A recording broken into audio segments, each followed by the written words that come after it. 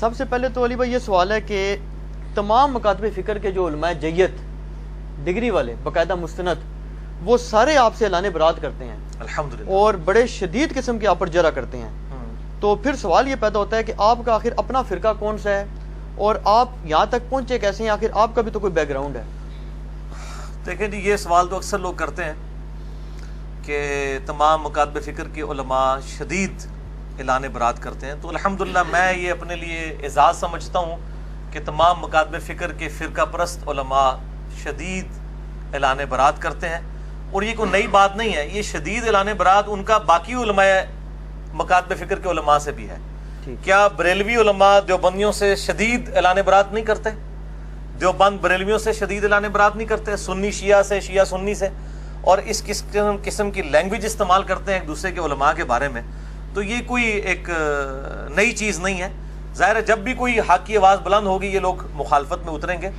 کاش یہ اعلان برات کرنے کے کو چھوڑ کے کتاب و سنت کے دلائل میں کوئی رد کرنے کی کوشش کرتے، چھڑولا مارنے دی نہیں کتاب و سنت کے دلائل، تو اس کو پذیرائی بھی حاصل ہوتی اور اس کو ایکسیپٹ بھی کیا جاتا. باقی رہا کہ میرا فرقہ کون سا ہے، میں تو بار بار کہتا ہوں کہ میرا فرقہ، میرا گروہ، فرقہ تو میرا کوئی بھی نہیں ہے جی. اسلام میں فرقہ واریت حرام ہے. وَاعْتَصِمُوا بِحَبْلِ اللَّهِ جَمِيعًا وَلَا تَفَرَّقُوا إِنَّ الَّذِينَ فَرَّقُوا دِينَهُمْ وَكَانُوا شِيَعًا لَسْتَ مِنْهُمْ فِي شَيْءٍ. اے نبی، جنہوں نے دین میں فرقے بنائے اور اپنے آپ کو گروہوں میں بانٹ لیا، آپ کا ان سے کوئی تعلق ہی نہیں ہے. تو وہ میں اس گروہ میں شامل ہوں جو نبی صلی اللہ علیہ وآلہ وسلم کے زمانے میں آپ صلی اللہ علیہ وسلم، آپ کے صحابہ کرام علیہم رضوان اور آپ کے اہل بیت علیہم السلام کا گروہ تھا. اور آج بھی الحمدللہ جو اس گروہ کے اندر شامل ہیں میں ان کی عزت کرتا ہوں. میں سب لوگوں کو الحمدللہ مسلمان سمجھتا ہوں جو بھی اللہ اور اس کے رسول اور صحابہ کرام اور اہل بیت کے ساتھ عقیدت رکھتے ہیں، ان کی تعلیمات کے اوپر الحمدللہ عمل کرتے ہیں. تو میں یہاں تک کیسے پہنچا ہوں؟ دھکے کھا کے جی. میں نے بیک گراؤنڈ تو اپنا شروع میں بتا دیا تھا کہ بیسیکلی میری جو بلٹ اپ ہوا ہے وہ ایک کٹر بریلوی خاندان کے اندر ہوا ہے، اور بڑی چھوٹی عمر سے ہی میں ایک سمجھ لیں ایک پریکٹسنگ قسم کا بریلوی تھا. پریکٹسنگ مسلمان نہیں، بریلوی. اور میں اس لیے نہیں بول رہا کہ میں بریلویوں کو نعوذ باللہ کو کافر سمجھتا ہوں، میں مسلمان ہی سمجھتا ہوں. مراد یہ کہ اپنے مکتبہ فکر کے اندر فلرش کرنے والا. یعنی میری عمر اس وقت سمجھ لیں ہارڈلی کوئی 10-12 سال تھی تو مسجد کے ساتھ تعلق بن گیا، اور بڑی چھوٹی عمر کے اندر ہی، یعنی مجھے صحیح طرح یاد ہے کہ میں مئی 1992 میں بالغ ہوا تھا، اور میں الحمدللہ اس وقت بھی 5 وقت نماز پڑھتا تھا الحمدللہ، اور رمضان المبارک کے روزے رکھتا تھا. اور اس کے بعد بڑی چھوٹی عمر کے اندر ہی دعوت اسلامی کا قرب مل گیا. الیاس قادری صاحب کا سبز پگڑی باندھنی شروع کر دی 1992 میں، 93 میں باندھنی شروع کر دی تھی. اور پھر آنورڈ تقریباً 2001 تک میں دعوت اسلامی میں رہا. اس کے بعد کچھ اختلافات کی وجہ سے میں الگ ہو گیا. اسی دوران میں انجینئرنگ یونیورسٹی سے بھی فارغ ہو چکا تھا ڈگری کر کے، اور پھر میری جاب بھی ہوگی اسلام آباد میں ایک سرکاری محکمے کے اندر الحمدللہ. 19 گریڈ میں ہوں میں. تو بینگ میکینیکل انجینئر میری اس اعتبار سے تو ایکسپرٹیز تھیں، لیکن میں میٹرک لیول سے ہی کتابیں پڑھنے کا شوقین تھا. بہار شریعت میں نے 1994 میں پہلی دفعہ دلی سے چھپ کے آئی تھی. اس وقت مجھے یاد ہے میں نے 300 روپے کی خریدی تھی. تو اس وقت 300 روپے بڑی چیز تھی، نئی آئی تھی کمپیوٹر کمپوزنگ کے ساتھ. تو میں نے فقہ حنفی ساری کی ساری پڑھ لی.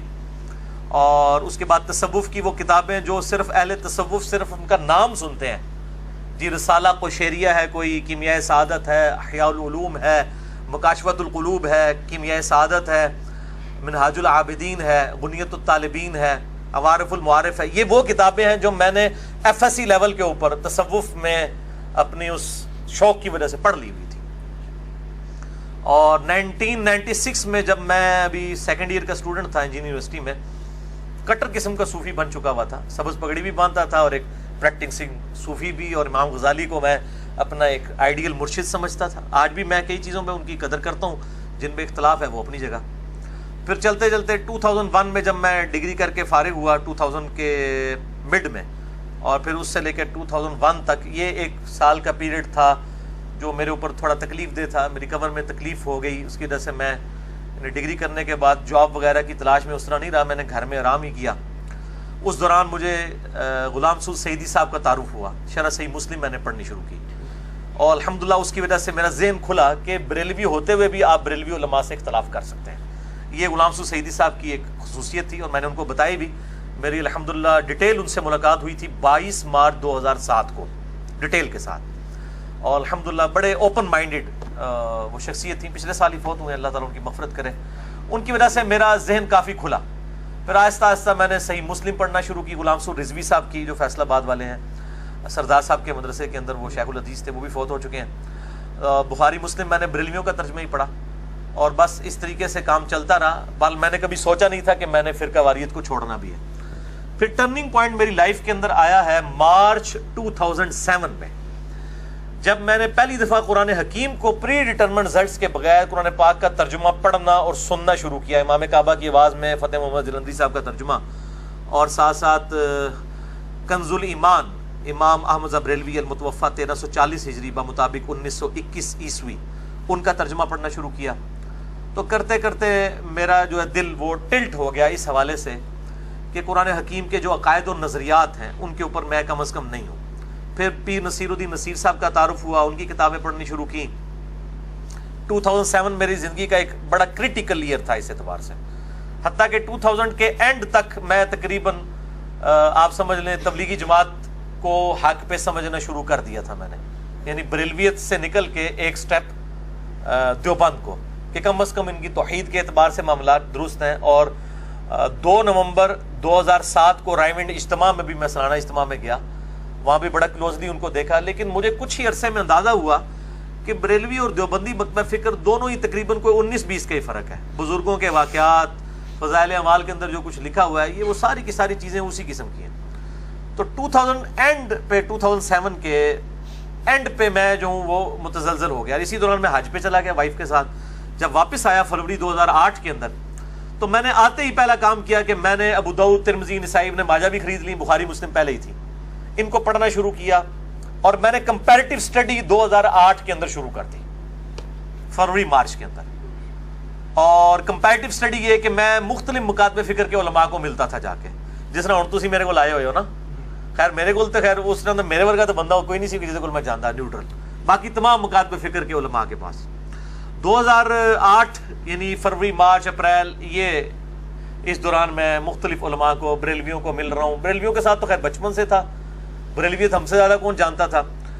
میں دیوبندی مفتی کے پاس اسلام آباد میں گیا, میرے آفس کے کولیگ لے گئے اور وہ کہنے لگے جی بہت بڑے مفتی ہیں, آپ ان کے ساتھ ڈسکشن کریں. میں نے جب تھوڑی سی ڈسکشن کی تو وہ فوراً ہی اپنا وہ جس کو کہتے ہیں کانفیڈنس لوز کر جانا اور ایک بڑی تلخ رویے کے اوپر اتر آنا بغیر دلائل کے ساتھ. میں نے ایک انگوٹھے چومنے کا مسئلہ ان سے پوچھا کہ یہ جو انگوٹھے چومتے ہیں بریلوی حضرات, تو آپ کیوں نہیں چومتے؟ اب میں دیوبندی ہو چکا ہوا تھا لیکن انگوٹھے بھی چومتا تھا. کیوں؟ میں اپنے بزرگوں کا کٹر فالوور تھا. میں نے کہا جی وہ رد المحتار یعنی فتاوی شامی کے اندر یہ لکھا ہوا ہے کہ نبی صلی اللہ علیہ وآلہ وسلم کے مبارک نام کے اوپر انگوٹھے چومے جائیں. اذان کا جواب دیتے ہوئے بھی پہلی دفعہ پڑھا جائے قرۃ عینی بک یا رسول اللہ, دوسری دفعہ پڑھا جائے صلی اللہ علیہ یا رسول اللہ. تو میں پڑھتا تھا. تو میں نے ان کو کہا کہ آپ کیوں نہیں پڑھتے ہیں؟ تو وہ کہنے لگے کہ یہ تو ضعیف حدیث ہے. میں نے کہا فضائل مال میں کئی ضعیف حدیث ہیں جس پہ ہم عمل کر رہے ہیں, تو انگوٹھے چومنے والی روایت سے کیا مسئلہ ہے؟ تو انہوں نے پھر اپنے دل کی بات کر دی. انہوں نے کہا جی یہ چونکہ بریلوی کرتے ہیں اس لیے ہم نہیں کرتے. یہ کون تھے جی؟ مفتی اسماعیل؟ یہ میں نہیں, اسماعیل طورو صاحب سے تو خیر میری ملاقات نہیں, ان کی بھی کئی ایک چیزیں میرے سامنے آئی ہیں, وہ تو آپ چھوڑ دیں. کوئی اور مفتی صاحب ہیں, میں اب وہ نام نہیں لیتا, اتنے مشہور نہیں ہیں لیکن وہ بڑے مفتیوں میں. ٹھیک ہے. اور اسی طریقے سے الحمدللہ مجھے کہنے لگے یہ جس قسم کی تم گمراہ کن باتیں کرتے ہو نا اور ہمارے بزرگوں کے بارے میں, مجھے کہتے ہیں جی آپ اختلاف امت اور صراط مستقیم پڑھ لیں. وہ بریلویوں کے پاس آپ چلے جائیں, وہ کہتے ہیں جال پڑھ لیں آپ احمد یار نعیمی صاحب کی, اور یہ یوسف لدھیانوی صاحب کی اختلاف امت اور صراط مستقیم, یہ سب نے اپنی اپنی ٹیکسٹ بکس رکھی ہوئی ہیں نا. وہ کہتے ہیں آپ جی یہ پڑھ لیں. اور اہل حدیث کے پاس چلے جائیں گے, وہ کہیں گے آپ تلاش حق پڑھ لیں. وہ بھی ایک اہل حدیث ہیں ریورٹڈ, انہوں نے تلاش حق لکھی ہے. شیعہ کے پاس چلے جائیں, وہ آپ کو کہیں گے جی وہ ایک مالکی سوڈان کے سنی سے شیعہ ہوئے تھے, ان کی کتاب اردو میں آ چکی ہے, میں بھی سچوں میں ہو جاؤں, تیجانی صاحب کی. وہ کہیں گے جی یہ تیجانی صاحب دی جناب پڑھ لو, میں بھی سچوں میں ہو جاؤں. تو سارے کو اپنی اپنی کتابیں, کوئی اللہ دی کتاب اللہ نبی دی کتاب نہیں پڑھاتا. انہوں پتا ہے پہلے مولوی دی کتاب پڑھو تاکہ تمہاری مت ماری جائے. تو مجھے کہنے لگے وہ پڑھے. میں نے کہا میں نے پڑھی ہے, اس کے اندر اتنے بڑے بڑے بلنڈر لکھے ہوئے ہیں. میں نے ایک دو بتائے تو ان کے جناب وہ ادھر سے نا جھاگ چھوڑنی شروع ہوگی, غصے میں آ گئے. وہ کہتے ہیں تو عن قریب جو ہے نا گمراہ ہو جائے گا, تو اہل حدیث ہو جائے گا. میں نے کہا جی میں تو اہل حدیث کو گمراہ سمجھتا ہوں، میں نے کیوں اہل حدیث ہونا ہے؟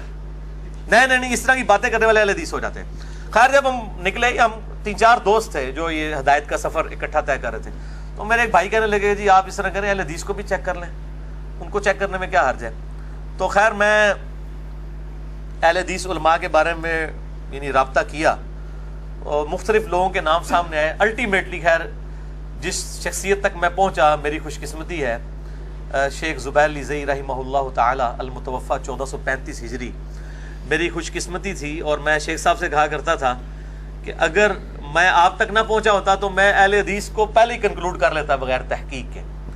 بہرحال ان کے ساتھ میری ملاقات ہوئی 28 مئی 2008 کو، اور یوم تکبیر والے دن، یعنی 10 سال ہوئے تھے یوم تکبیر کو۔ 1998 میں پاکستان نے ایٹمی بلاسٹ کیے تھے، اس کو 10 سال پورے ہوئے تھے، اور اسی دن میں نے الحمدللہ پراپرلی جو ہے وہ سنت کے مطابق رکوع میں جاتے وقت، رکوع سے اٹھتے وقت رفع الیدین کے ساتھ نماز بھی شروع کی۔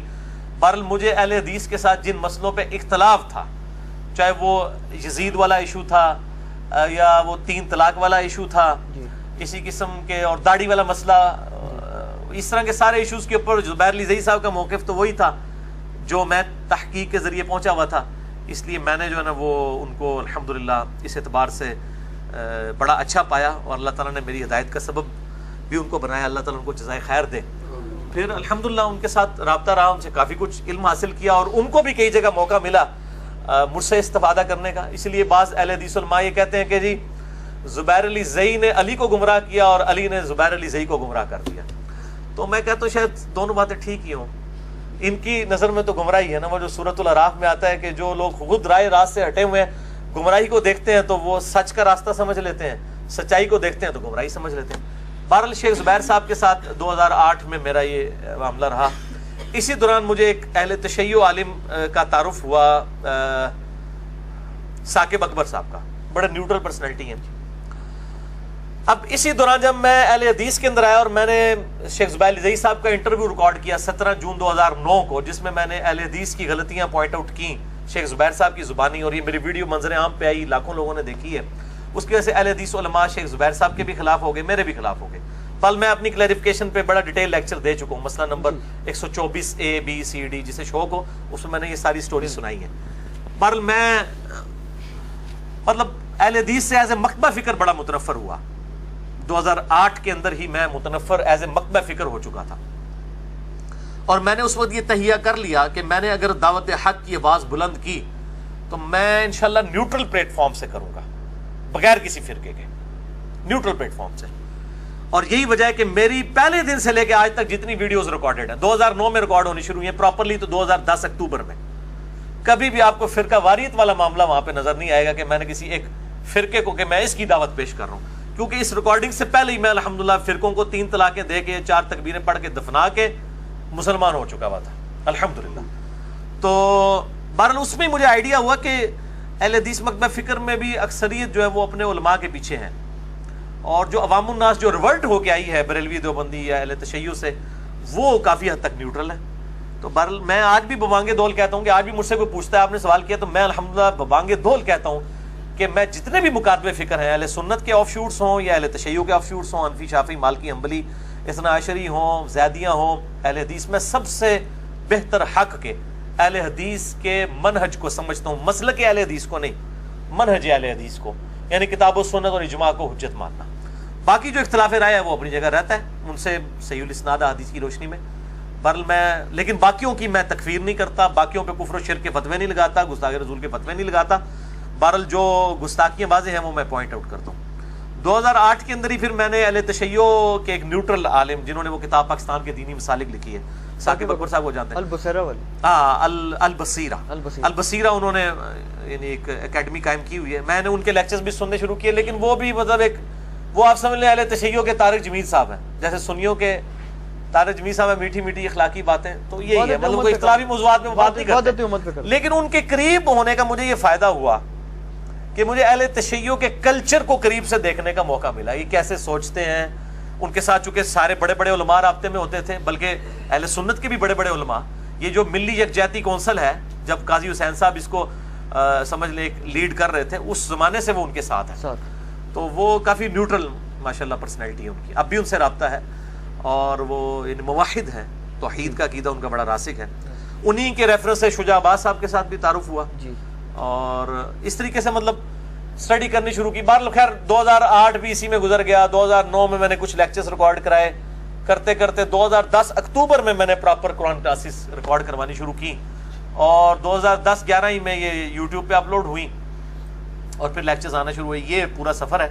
اب میں جس جگہ پہ پہنچا ہوں شاہ جی, وہ یہی ہے کہ میں بریلوی, دیوبندی, اہل حدیث, اہل تشیع, اس طرح عشری ہوں چاہے زیدیاں ہوں, اسی طریقے سے حنفی, شافعی, مالکی, حنبلی, سب کو الحمدللہ اپنا مسلمان بھائی سمجھتا ہوں, دلی محبت کرتا ہوں, اختلاف رائے رکھتا ہوں, اسلام سے کسی کو نہیں نکالتا, سوائے اہل سنت کا جو آف شوٹ ہے قادیانی, اور اہل تشیع کا آف شوٹ جو ہے نصیریہ. ان دو فرقوں کے علاوہ میں تمام مکاتب فکر کو مسلمان سمجھتا ہوں. اور یہ ہو سکتا ہے بعض لوگوں کو بات بری لگے کہ اہل سنت کا آف شوٹ قادیانیت, کیونکہ قادیانیت فرقہ جو ہے وہ اہل سنت ہی میں سے نکلا ہوا ہے, اس لیے میں آف شوٹ کہہ رہا ہوں, اور اس پہ اہل سنت پہ کوئی قدغن نہیں لگائی جا سکتی, وہ ان کو اسلام سے خارج کر چکے ہیں. اس طریقے سے اہل تشیع بھی نصیریہ کو, جو سیدنا علی کے لیے الوہیت کا عقیدہ رکھتے ہیں, وہ اسلام سے نکال چکے ہیں. تو یہ شاہ جی ایک مختصر. اچھا علی بھائی, اس میں تھوڑی سی کنٹراڈکشن آ گئی, تو میں آپ کے بارے میں بڑی اسٹڈی کر آئی ہوں, کہ ایسے نہیں آ گیا آپ سے کویشچن آنسر کرنے. وہ یہ ہے کہ آپ نے فرمایا کہ میں شروع سے میرا یہ موقف رہا ہے کہ میں کسی جماعت کی طرف سے اپنی افیلیشن نہیں کروں گا, لیکن اس میں کنٹراڈکشن یہ ہے کہ زبیر علی زئی صاحب سے جب آپ نے انٹرویو کیا تو اس میں, یا اس کے علاوہ شاید ایک تو انٹرویو تھا, ایک اور آپ کی ریکارڈنگ تھی, غالباً دونوں میں ایسے ہے کہ آپ نے انٹروڈکشن کرایا کہ جی ہم نے فلاں تحریک کو ہم آئے, اور آپ نے کیا لفظ استعمال کیا, کتاب و سنت کا منہج, سنت کے منہج کو کیا, سلف کے منہج. تو زبیر صاحب نے کہا جی اس کا مطلب پہلے حدیث ہو گئے, تو آپ نے فرمایا الحمدللہ. بالکل ٹھیک ہے, الحمدللہ. آج آپ حنیف قریشی صاحب سے بھی شاہ جی پوچھیں نا کہ آپ اہل حدیث ہو, کہیں گے ہاں جی اسی اہل حدیث ہیں, وہابیاں اہل حدیث نہیں ہیں. میں نے اس وقت بھی جو لکھ کے دیا تھا, اہل حدیث تو نہیں لکھ کے دیا تھا. شیخ زبیر صاحب نے جو چٹ پڑھی ہے اس میں الفاظ تھا کتاب و سنت کا جو منہج ہے وہ سلف کے فہم کے مطابق اڈاپٹ کیا. اتنا لمبا جو جملہ لکھا تھا اس کی بجائے میں اہل حدیث ہی لکھ دیتا نا, میں اسی وقت اس چیز کے خلاف ہو چکا تھا. اور شیخ زبیر صاحب کو میں نے ایمفسائز کیا اس بات کے اوپر کہ آپ یہ اہل حدیث ورڈ کی بجائے اہل سنت کا ورڈ استعمال کیا. جب شیخ زبیر صاحب نے کہا کہ آپ اتنی لمبی بات کے بجائے مطلب آپ اہل حدیث ہو گئے, تو آپ کو چاہیے تھا وہاں کہتے نہیں جی میں اہل حدیث نہیں ہوا, آپ نے واقعہ الحمدللہ. ہاں کاش اگر میں آج والا انجینئر محمد علی مرزا ہوتا تو میں کہتا کہ سر اس کو آپ ذرا چینج کر دیں, میں اہل حدیث منہج پہ آیا ہوں, اہل حدیث مسلک میں نے نہیں اڈاپٹ کیا. اچھا ہاں, باقی میں اس وقت بھی کلیئر تھا اس مسئلے میں.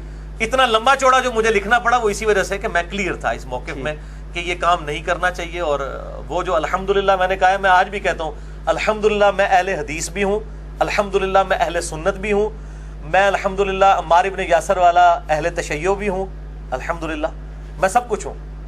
اور میں تو اکثر کہتا ہوں کہ امام شافعی کہتے ہیں نا ان کان رفضا حب آل محمد فلیشهد الثقلان انی رافضی, اگر اہل بیت کی محبت کا نام رافضی ہونا ہے تو لوگ جنوں انس اس پر گواہ ہو جائیں کہ میں رافضی ہوں. تو میں بھی یہی کہتا ہوں کہ اگر نبی صلی اللہ علیہ وآلہ وسلم کی محبت کا نام بریلویت ہے میں بریلوی ہوں, اگر صحابہ کی عظمت کو ماننا دیوبندیت ہے میں دیوبندی ہوں, اگر جو ہے وہ توحید کے اوپر ایمفسائز کرنا, کتاب و سنت کو ایلیٹ ماننا باقیوں کے نظریات کے مقابلے پر بزرگوں کے, اہل حدیث میں اہل حدیث ہوں, اور اگر اہل بیت کی محبت کا نام اہل تشیع ہونا تو میں اہل تشیع ہوں, تو وہ تو ابھی بھی ہوں.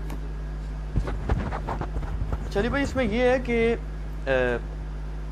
رسول پاک صلی اللہ علیہ وسلم کی صحیح حدیث ہے کہ 73 فرقوں والی. اب اس میں ایک ہے فرقہ ناجیہ. فرقہ ناجیہ کے متعلق یہ ہے کہ یا تو وہ بریلوی ہوں گے, یا دیوبندی ہوں گے, یا شیعہ ہوں گے, یا اہل حدیث ہوں گے, یا زیدی ہوں گے, یا جس کو بھی آپ کر لیں. یہ نہیں ہو سکتا کہ صرف آپ ہوں, یا آپ کے ہمارے جیسے فالوور ہو جائیں, یا مفتی ساق صاحب ہو جائیں, یا ان کے فالوور ہو جائیں. ٹھیک ہے. اور یہ بھی نہیں ہو سکتا کہ 1400 سال تک کوئی فرقہ ناجیہ گزرا ہی نہیں. اس کا کیا جواب دیں گے آپ کو؟ یہ سوال جواب تو تب میں دوں نا جب میرے بھائی میں اپنے علاوہ باقیوں کو کافر کہہ رہا ہوں. یہ تو ان سے پوچھے نا جو فرقہ ناجیہ کے چکر میں اپنے علاوہ سب کو باہر نکالے پڑے ہوئے ہیں, یہ تو ان سے پوچھے نا. میں تو الحمدللہ فرقہ ناجیہ اس اعتبار سے ان سب لوگوں کو سمجھتا ہوں جو اپنے آپ کو مسلمان سمجھتے ہیں اور وہ خود اپنے آپ کو کافر نہیں کہتے ہیں, اسلام سے نکالنا نہیں چاہ رہے ہیں, کتاب و سنت کی تعلیمات کو لے کے چل رہے ہیں, چاہے وہ کسی بھی مکتب فکر سے ہیں. ہم کب کہہ رہے ہیں کہ ہمارے سے پہلے سارے کافر گزرے ہیں؟ ہم تو ساروں کو, ہمارا تو جھگڑا یہ ہے کہ باقی جو فرقہ ناجیہ ہیں یہ پہلے خود, تو میں ان سے اکثر کہتا ہوں کہ آپ پہلے آپس میں میچ کو کھیلیں, آپ میں سے جو فائنل جیت دے اس کا میچ بھی میرے ساتھ ڈلوا لیں. کیا بریلوی دیوبندی اہل حدیث شیعہ اور باقی مکاتب فکر یہ آپس میں میچ کھیل کے کوئی ایک ناجیہ فرقہ ڈیفائن کر چکے ہیں؟ وہ اپنے علاوہ سب کوئی کافر سمجھتے ہیں، سب کوئی گستاخ رسول مشرک سمجھتے ہیں اور دوست کی فرقہ سمجھتے ہیں. وہ تو دوسروں کو جب دوست کی فرقہ کہہ رہے ہیں تو اب مجھ سے کیوں ڈیمانڈ کر رہے ہیں؟ وہ تو آپس میں ایک دوسرے کو دوست کی کہہ رہے ہیں، پہلے آپس میں فیصلہ کر لیں. میں تو انسانوں کو انشاءاللہ تعالی جنتی مانتا ہوں اس حوالے سے کہ ان میں جو جو صحیح لوگ ہیں انشاءاللہ جنت تک جائیں گے، اور جو جو لوگ فرقہ واریت پھیلا رہے ہیں انشاءاللہ تعالی ان کی پھینٹی لگے گی. باقی جو 73 فرقوں والی حدیث اتنا آسان نہیں ہے اس کو فٹ کرنا، خود ان لوگوں نے ایک دوسرے کے اوپر فٹ کیا ہے. اور پھر حنفی شافعی مالکی حنبلی اختلافات کو یہ فروعی کہتے ہیں. دوسری جانب تو انہوں نے خانہ کعبہ میں 4 مسلے ڈالے ہوئے تھے. اگر یہ فروعی اختلافات تھے تو امام لادا کیوں تھے؟ ایک دوسرے کے پیچھے نماز کیوں نہیں پڑھتے تھے؟ اگر سنی مانتے تھے سب آپس میں تو یہ 4 انہوں نے اماموں کے نام کے اوپر مسلے کیوں کھڑے کیے ہوئے تھے؟ اور فقہ کی کتابوں میں آپ جائیں تو فقہ حنفی کتابوں میں یہاں تک لکھا ہے کہ اگر کوئی شافعیہ عورت بیاہ کے اپنے گھر لائے تو ایسا ہی ہے جیسے کوئی یہودیہ بیاہ کے لائے. فتاوی الامگیریہ کے اندر باقی کتابوں کے اندر یہ ریفرنسز موجود ہیں. تو یہ بات ہی کرتے ہیں صرف، باقی ایک دوسرے کو پکا گناہ سمجھتے ہیں. یہ تو آپ نے میری بات کی پھر تصدیق کر دی نا. ان کا تو موقف ہے بالکل کلیئر. مثلا ان کا موقف یہ جی ہمارا یہ گروہ ہے، یہ ہمارے علماء ہیں، ہم حق پر ہیں، ہم فرقہ ناجیہ، باقی سارے جنمی ہیں. آپ کا وہ حساب ہے کہ وہ ہمیں کہتے ہیں جی کہ ادھر کی اینٹ ادھر کا روڑا بان متی نے کنبا جوڑا، کہ جناب یہ شیعوں سے لے لیا، یہ دیوبندیوں سے لے لیا، یہ بریلویوں سے لے لیا. وہ کہتے ہیں یہ فکر کبھی دنیا میں رہی آج تک؟ جی بریلوی دیوبندی اہل حدیث شیعہ سے ہم نے کب کوئی چیز لی ہے؟ ہم تو اہل سنت کی مین سٹریم کی کتابوں سے چیزیں لے رہے ہیں. اگر امام بخاری امام مسلم کی کتابوں سے ہم کو ریفرنس آپ کو پیش کرتے ہیں تو یہ اگر آپ اس روڑے کو آپ سمجھتے ہیں کہ یہ کوئی رانگ نمبر ہے تو آپ امام بخاری امام مسلم کو رانگ نمبر کہیں نا، مجھے تو نہ کہیں. ہم تو اسی لیے کہتے ہیں پھر یہ ٹنی ہے. انہوں نے اپنی اپنی مطلب کی بخاری مسلم لی ہوئی تھی، ہم نے ساری کمبائنڈ فارم میں ایک جگہ کر دی. اگر میری کوئی ذاتی کتاب ہوتی، میں اپنی سند کوئی پہنچا رہا ہوتا نبی علیہ السلام تک، تو آپ ضرور اعتراض کرتے. میں تو ہمیشہ بخاری مسلم کے ریفرنسز دے رہا ہوں. اب آپ اپنے بزرگوں کو روئیں جنہوں نے آپ کو ادھورا دین دیا تھا، آدھی باتیں بتائی تھیں آپ کو بخاری مسلم سے، آدھی باتیں چھوڑ دی ہوئی تھی. میں نے وہ ساری لا کے پبلک کے سامنے رکھ دی ہیں. اصل سننی ہے میں، وہاں تو بزرگ بھی ٹننی تھے، تسی بھی ٹننی، پھر تو میں ہی کہوں گا نا. اگر میری کتابیں اپنی ہوتی، سنیوں والی کتابیں نہ ہوتی، آپ کا اعتراض بالکل جینون تھا کہ جی اس نے گھر بیٹھ کے باتیں بنائی ہیں. اگر بخاری مسلم میں انٹرنیشنل نمبرنگ میرے علاوہ کوئی بندہ نہیں بتاتا کہ آپ کاؤنٹر چیک کر سکیں، کوڑ مار کے ٹوٹ جاندے ہیں ویڈیو دے اندر. میں انٹرنیشنل نمبرنگ بتاتا ہوں، لوگ کاؤنٹر چیک کرتے ہیں اور وہ نکلتی ہے. تو اگر میں نے یہ حدیثیں نکال کے پبلک کو بتائی ہیں تو یہ حدیثیں میں نے گھر تو نہیں لکھی ہیں، بخاری مسلم میں پہلے تھی. آپ اپنے بزرگوں کو روئیں، ان کے ساتھ جا کے آپ وہ جس پریس کلب کے باہر احتجاج کریں اپنے بزرگوں کے خلاف کہ جی ہم نے تو آپ انجینئر صاحب کو اپنا بزرگ مان لیا کیونکہ آپ نے تو بخاری مسلم میں حدیثیں ہم تک چھپائی ہوئی تھی. آپ نے تو ہمیں بتایا نہیں تھا بخاری میں حدیث ہے 2812 کہ عمار کو ایک باغی جماعت قتل کرے گی، عمار ان کو جنت کی طرف بلائے گا اور وہ جماعت دوزخ کی طرف بلائے گی. آپ تو یہ حدیث چھپاتے نہیں، یہ تو علی نے نکالی ہے. تو میری اگر کتابیں جس دن شادی الگ ہوئی نا اس دن میرے پر اعتراض بنے گا. جب میری کتابیں وہی ہیں جن کتابوں کو آپ بھی مانتے ہیں تو پھر میرے پہ تو اعتراض ہی کو نہیں ہے. باقی پرانے بزرگوں کی کیا بات ہے، وہ اللہ تعالیٰ کے پاس جا چکے، وہ اپنے اعمال کا حساب کتاب خود دیں گے، ہم ان کی کوئی تکفیر نہیں کرتے ہیں. اور باقی پریکٹیکلی تو حنفی بھی کئی معاملات کے اندر بزرگوں کے فتوے چھوڑ چکے ہیں. مدینہ کو کیا امام حنیفہ رحمہ اللہ حرم مانتے تھے؟ نہیں مانتے تھے. ابھی شوال کے 6 روزوں کے اوپر بھی میرا انشاءاللہ لیکچر آئے گا. تمام فقہ حنفی کتابوں میں تواتر سے نقل ہوا ہے کہ امام شافعی، امام ابو حنیفہ رحمہ اللہ تعالیٰ ان کو 6 روزوں کو مکروہ سمجھتے تھے. امام مالک بھی، امام مالک کی تو الموطا امام مالک میں لکھا ہوا ہے، لیکن آج ہمارے پاس حدیثیں موجود ہیں تو یہ اختلاف رائے کرتے ہیں نا. مفقود الشوہر جو ہے، مفقود الشوہر عورت جس کا شوہر گم جائے، ایسی عورت وہ 4 سال تک انتظار کرے گی. امام مالک کا فتویٰ ہے، امام حنیفہ کا فتویٰ ہے کہ 90 سال تک انتظار کرے گی، یا اس کے خامند کے ہم عمر سارے لوگ فوت ہو جائیں. تو کیا حنفی 90 سال والا فتویٰ یہ اپنی پبلک کو بتا سکتے ہیں؟ فتویٰ تو امام مالک کے فتوے کے اوپر دے رہے ہیں. تو یہ ادھر کی اینٹ ادھر کا روڑا تو یہ خود بھی لگا رہے ہیں. ہم تو دلائل کے اوپر بات کرتے ہیں. پہلے سب سے پہلے ہمارے عقائد بتائیں کہ ہمارا کون سا عقیدہ کتاب و سنت کے خلاف ہے. کتاب و سنت کے، بزرگ بابوں کے نہیں، ان کا ہم کوئی ذمہ دار نہیں. کیوں؟ یہ آپس میں بھی ایک دوسروں کے بزرگوں کو نہیں مانتے. امام ابو حنیفہ رحمہ اللہ تعالیٰ کا نام تحقیر کے ساتھ لیا کرتے تھے احمد بن حنبل. ایلو لے جو میرے کو کوڑیاں گلا سنیے سر. مسند احمد میں موجود ہے، اپنے بیٹے سے حدیث بیان کر رہے ہیں اور کہتے ہیں وہ ابو فلانا کہتا تھا. ابو حنیفہ بھی نام نہیں لیا. تو پھر بیٹے نے پوچھا کینوں فلانا کہتے پہ فلانا، جسے پنجابی فلانا ٹینگا کہہ دینے نا. انہوں نے کہا میں ابو حنیفہ کو کہہ رہا ہوں. اس طرح تحقیر کے ساتھ یہ نام لیتے تھے. بالکل جھوٹی باتیں کرتے ہیں کہ جی وہ ان کی قبر پہ جاتے تھے رفع دین چھوڑ دیتے تھے، ان کی قبر پہ جاتے رفع دین کرتے تھے. بالکل جھوٹ مالتے ہیں، بالکل جھوٹ بولتے ہیں، ایک دوسرے کے اوپر اتنی جرح کرتے ہیں. میں جرا کے اوپر پورے لیکچر دے سکتا ہوں کہ انہوں نے ایک دوسرے کو پوڑ کے رکھا ہوا ہے. تو پھر یہ جب آپس میں ایک دوسرے کے ساتھ یہ کچھ کرتے رہے ہیں تو ہم سے کوئی ایکسپیکٹ کرتے ہیں؟ ہم بھی اختلاف رائے کرتے ہیں. میں امام حنیفہ، امام شافعی، امام احمد بن حنبل، امام مالک کے قدموں کی خاک بھی نہیں ہوں، لیکن نبی صلی اللہ علیہ وآلہ وسلم کے ٹائٹل پہ ان کو فائز نہیں کر سکتا. جی اچھا جی، علی بھائی آپ نے یہ ذکر کیا جو امام شافعی کا قول ہے، یہ جو اشعار ہے، یہ پبلک سوال نہیں ہے. میں سمجھ گیا ہوں آپ کی بات. ہاں اس کو چھوڑ دیں آپ. یہ پبلک سوال نہیں ہے. اچھا ہاں یہ تواتر کے ساتھ نقل ہوئی نہیں ہاں چیز. چھوڑ بالکل دیں اس کو. بالکل. اور دوسرا یہ کویسچن ہے کہ جو جتنے بھی فرقے ہیں، جس طرح سے علی نقوی بھائی نے یہ کہا کہ وہ اپنے آپ کو فرقہ ناجیہ سمجھ کے پروموٹ کرتے ہیں پبلک میں بھی جتنے بھی ہیں، تو ایک بندہ جو جس طرح سے آپ نے تحقیق کی اور آپ ایک پبلک لیول تک پہنچے، تو ایک بندہ جو اپنے گھر میں بیٹھ کے کر رہا ہے وہ بالکل ڈسٹنگوشڈ ہے، تو کیا وہ فرقہ ناجیہ میں شمار کیا جائے گا؟ کیوں نہیں شمار کیا جائے گا میرے بھائی؟ اگر وہ قرآن حکیم پڑھتا ہے، خواہ اپنے مکتبہ فکر کا پڑھ لے، بریلوی ہے تو بریلویوں کا پڑھ لے، دیوبندی ہے دیوبندیوں کا پڑھ لے، شیعہ ہے شیعوں کا پڑھ لے، اہل حدیث ہے اہل حدیثوں کا پڑھ لے، اس کے بعد اپنے عقیدوں کو ان کے مطابق کر لے، تو وہ فرقہ ناجیہ میں شامل ہے. اگر یعنی قرآن کا پہلا صفحہ کہہ رہا ہے ایاک نعبد و ایاک نستعین، اس کا ترجمہ بریلویوں نے بھی وہی کیا ہے، اہل حدیث نے بھی وہی کیا ہے، دیوبند نے بھی وہی کیا ہے. کسی نے شیطان سے مدد نہیں مانگی ہوئی ہے، نہ کسی نے اس میں ترجمے میں لکھا ہے کہ ہم یا علی مدد یا شیخ عبد القادر جیلانی مدد بھی کہتے ہیں. تو سب کے سب مان ہی رہے ہیں نا، تو اس کے اوپر عمل کریں، اس میں کوئی مسئلہ نہیں ہے. لیکن وہ ترجمہ اپنا پڑھیں. اور یہ جو کہتے ہیں نا وہ ترجمے اپنے اپنے لوگوں نے کیا، ہم کہتے ہیں آپ اپنے ہی پڑھ لیں، چھوڑ دیں باقیوں کو. جی شاہ جی. اچھا علی بھائی ایک سیدھا سا جواب دینا ہے اپنے بات کا، کوئی لمبی چوڑی سوال نہیں ہے. ہمیں بھی لوگ ایسی بات کرتے ہیں پھر چپ ہو جاتے ہیں ہم. آپ یہ بتائیں کہ آپ مجتہد ہیں یا نہیں ہیں؟ شاہ جی تسی میرے وکیل کیوں بنے ہوئے ہو؟ مجھے یہ نہیں سمجھ آتی. نہیں آج تو آپ عدالت میں ہیں نا، پھر عوام کی عدالت میں آپ. ٹھیک ہے عوام کی عدالت میں آپ مجتہد ہیں یا نہیں؟ ادھر لگا رہے ہیں، آپ کی بات بہت زیادہ اونچی ہو جائے گی. اوپر والے پورشن میں اوپر لگائیں ادھر. لیکن آپ جو بات چیت کر رہے ہیں یہ سارا اجتہاد ہے. جی ہاں دیکھیں، اگر میں نے کوئی تنظیم کھڑا کی ہے، کوئی فرقہ کھڑا کیا ہے، میں کوئی چندہ باکس آپ کے حوالے کر رہا ہوں یا آپ کو چندے کی کوئی میں لسٹ دے رہا ہوں کہ آپ میرے نام کے اوپر یہ چیزیں اکٹھی کریں، پھر تو آپ ضرور کریں. ہم کب کہہ رہے ہیں کہ آپ ہمیں فالو کریں؟ ہم تو مسلمانوں کی مسجد میں ہی نماز پڑھتے ہیں. میری 2 نمازیں جو ہیں بریلویوں کی مسجد میں دیوبندیوں کی مسجد میں ہوتی ہیں جو میرے گھر کے قریب ہے، اور 3 نمازیں میری اہل حدیث کی مسجد میں ہوتی ہیں، کبھی بریلویوں کی مسجد میں بھی ہو جاتی ہے. تو مختلف، میں شیعہ کی مسجد میں بھی چلا جاتا ہوں کبھی کبھار مجھے موقع ملے. تو میں تو سارے مسلمانوں کی مسجدوں میں ان کے اماموں کے پیچھے نماز پڑھ رہا ہوں.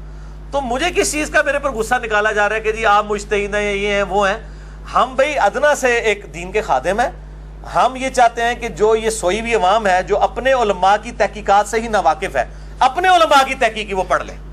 ٹھیک ہے، یعنی احمد بریلوی صاحب کا ترجمہ کو پڑھ لے اور وہ دیکھے کیا یہ وہی توحید ہے جو احمد بریلوی صاحب کے ترجمے میں لکھی ہوئی ہے کہ جو بریلویوں کے اندر رائج ہے، یا سید فرمان علی شاہ صاحب نے جو ترجمہ لکھا ہے اہل تشیع کا، اس میں توحید وہی ہے جو وہ پریزنٹ کر رہے ہیں ایز اے مکتبہ فکر. تو ہم کبھی یہ دعویٰ نہیں کرتے ہم مجتہد ہیں. ہم تو دین کے، میں وہ غامدی صاحب والی بات کروں گا کہ ہم طالب علم ہیں، دین کے طالب علم ہیں. ماں کی گود سے لے کے قبر تک انسان سیکھتا رہتا ہے. تو ہم تو لوگوں کو ایجوکیٹ کر رہے ہیں کہ علماء کو ہی پڑھیں، علماء کی تحقیقات کو پڑھیں. میں نے کبھی آج تک کسی کو اپنا قرآن کا ترجمہ دیا ہے بخاری مسلم کا جی یہ میرا ترجمہ ہے؟ ہم تو ہمیشہ ریفر کرتے ہیں کہ علماء کی تحقیقات سے فائدہ اٹھائیں اور فیصلہ کریں کون حق پہ. نہیں میں گزارش جو کر رہا ہوں نا وہ یہ ہے کہ سوال یہ ہوتا ہے کہ آپ جو باتیں کرتے ہیں یہ اجتہادی امور ہے نا، یعنی اجتہادی امور ہے نا جن میں آپ اپنی رائے دیتے ہیں نا. ابھی آپ نے فرمایا کہ ڈاکٹر ذاکر نائک جو ہے اس میں نہیں کرتے، نعمان علی خان ہے چلو اچھا کرتے ہیں نہیں کرتے، یا فلاں علماء نہیں کرتے تو اچھی بات ہے نہیں کرتے، لیکن آپ تو کرتے ہیں ہر مسئلے میں، آپ یعنی بولتے ہیں. اب اس میں سوال یہ ہے کہ احمد یار نعیمی صاحب کا نے اپنی کتاب میں لکھا، آپ نے تو یاد کی ہوئی تھی، آپ جی میری بغل میں ہوتی تھی، بغل میں ہوتی تھی. وہ کہتے ہیں جی ایک صاحب تھے انہوں نے جناب اسی طرح دعوے کیے. میں نے جب ان سے پوچھا جی مجھے ناسخ و منسوخ بتائیں قرآن میں کدھر کدھر ہے، آپ بتا سکتے ہیں یا حدیث میں ناسخ و منسوخ کا علم آپ کے پاس ہے؟ نہیں تو اس سے اینڈ رزلٹ کیا نکالنا چاہتے ہیں کہ امام حنیفہ کے مقلد ہو جائیں؟ نہیں مطلب وہ یہ کہتے ہیں نا، کوکب نورانی صاحب سے وہ بول ٹی وی پر سوال ہوا، انہوں نے کہا جی آپ جاہل ہیں، انہوں نے کہا جی نہیں میں عالم، لیکن اس درجے کا میں عالم اپنے آپ کو نہیں مانتا، میں تقلید کرتا ہوں. تو آپ تقلید تو نہیں کرتے، آپ تو یہ دعوے اجتہاد کرتے ہیں. تو پھر آپ کے پاس یہ علوم اگر ٹیسٹ کیے جائیں جی ہاں جی میں بتا دوں. میں الحمدللہ میرے پاس کئی علوم ایسے ہیں کہ جن کی آپ تقلید کر رہے ہیں وہ علوم ان کے پاس بھی نہیں تھے. کئی علوم ایسے بھی ہیں میرے پاس الحمدللہ. قرآن حکیم کی جو آیات سائنس کے ساتھ تعلق رکھتی ہیں وہ الحمدللہ ہمیں سائنس جو ہے وہ امام مالک، امام شافعی، امام احمد بن حنبل، امام مالک، امام حنیفہ سے زیادہ ہی آتی ہے الحمدللہ. یہ دعوے نہ آپ کریں. مسئلہ یہ ہے کہ کیا یہ جو دعوے کر رہے ہیں کہ آپ تقلید کریں، کوکب نورانی صاحب ہوں یا تقی عثمانی صاحب ہوں، تو یہ جو تقلید جن مسئلوں میں کر رہے ہیں اپنے بزرگوں کی، ان سے پوچھیں وہ تو مسئلے آج ابسلیٹ ہو چکے ہیں. آج کے دور کا مسئلہ ہے ویڈیو کیمرے کا مسئلہ. یہ بتائیں امام حنیفہ نے کہاں لکھا ہے؟ میں تقلید کرنے کے لیے تیار ہوں. دکھائیں شاہ جی، آپ دکھا دیں. آج کے دور کا مسئلہ ہے انتقال خون کا مسئلہ، مجھے امام مالک کی کسی کتاب سے دکھائیں.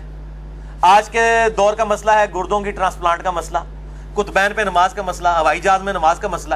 یہ مسئلے اگر اماموں سے دکھائیں تو میں مقلد ہونے کے لیے تیار ہوں. وہ میرے دور کے انسان نہیں ہے نا. میرے جو مسائل ہیں اس وقت وہ ان کا سلوشن ان کے پاس نہیں ہے. وہ سلوشن کون دے رہے ہیں؟ آج کے علماء دے رہے ہیں نا. تو ان کو چاہیے پھر یہ امام حنیفہ کی بجائے آج کے علماء کا اپنے آپ کو مقلد ڈکلیئر کریں نا. یہ امام حنیفہ کا مقلد کیوں کہہ رہے ہیں؟ مسئلے تو ان کے مان رہے ہیں، مسئلے تو ان لوگوں نے لکھے ہیں. تو پھر یہ کہیں گے نہیں جی اجتہاد کا دروازہ قیامت تک کھلا ہے. تو ہم بھی کہہ رہے ہیں اجتہاد کا دروازہ قیامت تک کے لیے کھلا ہوا ہے. ٹھیک ہے. تو یہ آپس میں بھی اختلافات. ان سے پوچھیں کہ آپ امام حنیفہ سے بڑے عالم ہیں جو آپ نے ان کا وہ مفقود الشعور والا فتویٰ بدل کے 90 سال والا 4 سال کر دیا ہے. تقی عثمانی صاحب امام حنیفہ سے بڑے عالم دین ہیں جو انہوں نے فتویٰ بدل لیا. نہیں، وہ کہتے ہیں جی ہم نے امام مالک کا لیا نا، ہمیں کو اپنا اجتہاد تو نہیں کیا. نہیں، لیکن تقلید تو ختم ہو گئی نا آپ کی. ہم بھی یہی کر رہے ہیں کہ جس مسئلے میں امام مالک کا فتویٰ ٹھیک ہے ہم لیتے ہیں. اچھا، ہاں بالکل. ہمیں یہ بتائیں کہ ہم نے کون سا ایسا عقیدہ اڈاپٹ کیا ہے یا ایسا کون سا فقہ کا مسئلہ اڈاپٹ کیا ہے جو اہل سنت کے مین سٹریم کے علماء کا نہیں رہا. جب یہ خود بدلتے رہتے ہیں اپنے فتوے، تو اگر ہم بھی دلائل کی روشنی میں لیتے ہیں، اگر میرے نزدیک یہ ہے کہ خون نکلنے سے وضو نہیں ٹوٹتا، تو یہ میرے عقیدے کا تو اکیلے کا تو عقیدہ نہیں تھا. تو امام شافعی کا بھی یہ موقف ہے، امام بخاری کا بھی یہ موقف ہے. اور یہ موقف میں نے ان کی وجہ سے نہیں مانا، میں نے ابو داؤد کی اس حدیث کی وجہ سے مانا ہے کہ جو ایک صحابی کو پیرے پہ کھڑا کیا تھا، ان کو تیر لگتے رہے، خون نکلتا رہا، انہوں نے نماز اپنی مکمل کی. اور یہ اکثر کہہ رہے ہوتے ہیں کہ جی وہ بعض تھوڑی دیر کے لیے شافعی ہو جاتے ہیں، ساتھ حنفی ہو جاتے ہیں. بھائی ہم ہر معاملے میں نبی علیہ السلام کے ساتھ ہیں. یہ ہمیں امام شافعی نے تو مسئلہ نہیں بتایا، یہ تو نبی صلی اللہ علیہ وسلم کے صحابہ نے بتایا. اس طرح بیوی کو ہاتھ لگانے سے وضو ٹوٹ جاتا ہے، امام شافعی کا موقف یہ غلط ہے، امام حنیفہ کا صحیح ہے. تو نہ امام حنیفہ کروں لے کے آئے مسئلہ تھے، نہ امام شافعی کروں لے کے آئے. ہمارے پاس حدیث موجود ہے صحیح بخاری کی کہ عائشہ رضی اللہ تعالیٰ عنہ کہتی ہیں کہ میں نماز پڑھ رہی ہوتی تھی، اجرے جو ہے وہ تنگ تھا. جب آپ صلی اللہ علیہ وآلہ وسلم سجدے میں جانے لگتے تھے میرے پاؤں کو ٹو دیتے تھے، میں پاؤں سمیٹ لیتی تھی، آپ نماز پڑھتے تھے، اس دوران آپ اپنی بیوی کو ٹچ کر رہے تھے، آپ کا وضو بھی نہیں ٹوٹتا تھا. تو ہم تو اس مسئلے میں امام حنیفہ کے ساتھ ہیں، اس لیے کہ ان کا مسئلہ حدیث کے مطابق ہے. ہم یہ کہتے ہیں ان اماموں نے کون سا ایسا مسئلہ آج کے دور کا بتا دیا ہے جو کتاب و سنت میں موجود نہیں ہے. ٹھیک ہے. بلکہ ہم درجنوں ایسے مسئلے بتائیں گے جو ہم آپ کو بتائیں گے اور وہ ان بزرگوں نے نہیں بتائے ہوں گے، تو پھر آپ ہمارے مقلد ہو جائیں گے. اجتہاد کا کوئی مسئلہ نہیں ہے. عقائد کے اوپر ہم الحمدللہ دلائل، اور عقائد پہ جو خود کہتے ہیں کہ ہم تقلید نہیں کرتے ہیں، کہتے ہیں نا. ہاں بالکل. اچھا، تو ان سے پوچھیں کہ عقائد میں امام حنیفہ کی تقلید کیوں نہیں کرتے؟ کیا امام حنیفہ بد عقیدہ تھے؟ نعوذ باللہ. اور ہے تھے، ان کے نزدیک تھے، ان کے عقائد ان سے نہیں ملتے تھے، اس لیے کہتے ہیں ہم مقلد نہیں ہیں. بھائی جس کے عقیدوں کے آپ مقلد نہیں ہیں اس کی فقہ کیوں لے کے چل رہے ہیں؟ جس کا عقیدہ ہی صحیح نہیں ہے آپ کے نزدیک تو آپ کی اس کی فقہ کیا لے کے چل رہے ہیں؟ تو یا پھر آپ نے جو عقیدے جو لکھے ہیں اس کے اندر جال حق کے اندر مفتی احمد خان نعیمی صاحب نے، یا جو وہ ہے کتاب ان کی اختلاف امت اور صراط مستقیم میں یوسف لدھیانوی صاحب نے جو دیوبند کے عقائد لکھے ہیں، یہ ذرا امام حنیفہ سے ثابت کریں کہ امام حنیفہ قبروں سے جائز طریقے سے فیض لینے کے قائل تھے. المہند المفند میں جو شیخ خلیل سہارنپوری نے لکھا ہے، تو دکھائیں یہ عقائد ان سے کہیں ثابت نہیں ہے. بلکہ وہ کہتے ہیں ہم تو عقائد میں ابو منصور ماتریدی اور ابو الحسن الاشعری کے پیروکار ہیں. یہ المہند کے مقدمے میں انہوں نے لکھا ہے، ان کے ہم عقائد میں ان کے پیروکار ہیں اور فروع میں ان کے. ہاں ٹھیک. تو ان کو تو خود ہی نہیں کلیئر ہو رہا کہ اسی کس ٹائم اسی الحمدللہ عقائد اور فروع دوئے امام اعظم محمد رسول اللہ صلی اللہ علیہ وآلہ وسلم دے پیروکار ہیں. اچھا، یہ جو آپ کے سامنے احادیث کی کتب پڑھی ہوئی ہیں، جی جی، اگر یہ ساری کتب میرے جیسا ایک شخص پڑھ لے یا یہ سعید بھائی پڑھ لیں اور کیا جی سے یہ مسئلہ سمجھ آ رہا ہے، تو کیا یہ بات کافی ہے یا ہمیں یہ بھی بتانا پڑے گا یار اس سے سلف نے یہ فہم لیا تھا؟ آپ کا اس میں کیا موقف ہے؟ سلف کے فہم کو آپ مانتے ہیں یا نہیں مانتے؟ جی سلف کے فہم کو مانتے ہیں. اگر سلف کے فہم سے مراد یہ ہے کہ سلف آپ کو بتا رہے ہوں کہ یہ حدیث لکھی ہوئی ہے، اس حدیث کا مطلب یہ ہے. ٹھیک ہے. اگر سلف یہ کہہ رہا ہو حدیث پڑھنی نہیں چاہیے، یہ حدیث بیان نہیں کرنی چاہیے، تو پھر ہم کہیں گے کہ ایسے سلف کے ختنے چیک کرنے چاہیے کہ وہ مسلمان بھی ہے کہ نہیں. کہ جو نبی صلی اللہ علیہ وآلہ وسلم کی حدیث کے بارے میں یہ کہتا ہے کہ یہ حدیث بیان نہیں کرنی چاہیے، وہ یہ بتانا چاہ رہا ہے کہ نبی علیہ السلام نے یہ جو حدیث بیان کی یہ بالکل غلط کیا اور امت کو نہیں بتانی چاہیے تھی، نعوذ باللہ من ذالک. تو وہ کتمان حق کی طرف ہمیں گائیڈ کر رہا ہے. تو میں تو پھر وہ ایک مہذب الفاظ استعمال کرتا ہوں کہ ایسے سلف کے پھر خطرے چیک کرنے چاہیے جو کہتا ہے کہ حضور کی بیان کردہ بات کو آگے بیان نہیں کرنا، تا وقت کہ وہ یہ ثابت نہ کر دے کہ اللہ کے نبی نے خود فرمایا ہو کہ یہ بات جو ہے یہ خاص اس کے لیے، اس کو آگے بیان نہیں کرنا، جیسا حذیفہ ابن یمان کو منافقین کے نام بتائے اور پھر منع فرما دیا کہ آگے نہیں بتانے۔ تو جو چیزیں آپ صلی اللہ علیہ وسلم نے دلائل النبوہ کے کانٹیکسٹ میں بیان کی ہیں آگے اور وہ پبلک میں آگے ٹرانسفر ہوئی ہیں، وہ حدیثیں تو جو کہے گا بیان نہیں کرتا، تو پھر ہم سلف سے پہلے اس کا لائسنس چیک کریں گے کہ وہ مسلمان بھی ہے کہ نہیں، بغیر نام لیے خطرے چیک کریں گے اس چلیں آپ نے یہ بات اب کی ہے نا، بڑی آپ نے سخت بات کی ہے، یہ بتائیں کہ مشاجرات صحابہ کو آپ ڈسکس کرتے ہیں اوپنلی اور ہمارے جیسے جائے لوگوں کے سامنے اوپنلی ڈسکس کرتے ہیں، علماء کے حلقے میں نہیں کرتے؟ مانو پتہ ہے تو اسی آگے ٹکنا ہے۔ اچھا اب مجھے یہ آپ بتائیں کہ اس پہ سلف کا فارم کیا ہے؟ میں یہ کہتا ہوں جی شاہ جی، مشاجرات صحابہ اگر تو مجھ سے پہلے دنیا میں ڈسکس ہی کبھی نہیں ہوئے، میں نے ہی پتھر پھینکا ہے پہلا آ کے، پھر تو اسی میرے گل پہ وہ نہیں بتائیں کس نے کی؟ سارے ڈسکس کرتے آ رہے ہیں، پوری دنیا میں ڈسکس ہو رہے ہیں۔ سنی شیعہ جب کنفلکٹ بن گیا جی تو پوری دنیا کے اندر جنگ جمل صفین نہروان تو ڈسکس ہوتی ہے، ہمارے کورسز کے اندر موجود ہے، تاریخ اٹھا کے دیکھیں تاریخ کے کورسز کے اندر موجود ہے۔ اور المصنف ابن ابی شیبہ میں سلف ہی ہے نا، مصنف ابن ابی شیبہ نو سلف مندے ہو، امام ابن ابی شیبہ نو المتوفا 235 ہجری، امام بخاری امام مسلم کے استاد ہیں، صحیح مسلم میں 1500 حدیثیں اس سے ہیں، انہوں نے باقاعدہ باب باندھا ہے کتاب الجمل، جس میں باب باندھا ہے جمل پہ، نہروان پہ اور صفین کے اوپر چیپٹر سلف نے باندھے ہیں۔ تو مشاجرات صحابہ تو ڈسکس کیا، باقاعدہ چیپٹر بنا کے ڈسکس کیا، نہیں چیپٹر میں انہوں نے اوپر یہ چیپٹر بھی بنایا کہ جی حضرت علی حق پہ تھے یا حضرت امیر معاویہ، وہ حدیثیں لکھ دی ہیں نا جناب، حدیثیں لکھ دی ہیں، یہ حق پہ کیا نبی علیہ السلام خود بتا کے گئے ہیں، وہ تو آپ کے سرٹیفکیٹ کی ضرورت ہی نہیں ہے، آپ صلی اللہ علیہ وآلہ وسلم امت کو خود بتا کے گئے ہیں۔ ظاہر ہے جب مسئلے اٹھیں گے اسی وقت۔ آپ مجھے ہی بتائیں، اہل حدیث مقدہ فکر کے لوگ جو امی عائشہ رضی اللہ تعالیٰ عنہا پر جو بدکاری کی تہمت لگی، جس میں نبی صلی اللہ علیہ وآلہ وسلم نے کئی دن تک وحی کا انتظار کیا، اس سے اہل حدیث علماء نہیں کہتے ہیں کہ جی وہ حضور کو اگر علم غیب ہوتا تو آپ صلی اللہ علیہ وآلہ وسلم پہلے ہی بتا دیتے، آپ اسی لیے پریشان رہے کہ آپ کی وہ بیوی پہ تہمت لگی تھی کہ وہی نہیں آ رہی تھی، یہ کہتے ہیں کہ نہیں؟ اپنے لیکچرز کے اندر کہتے ہیں۔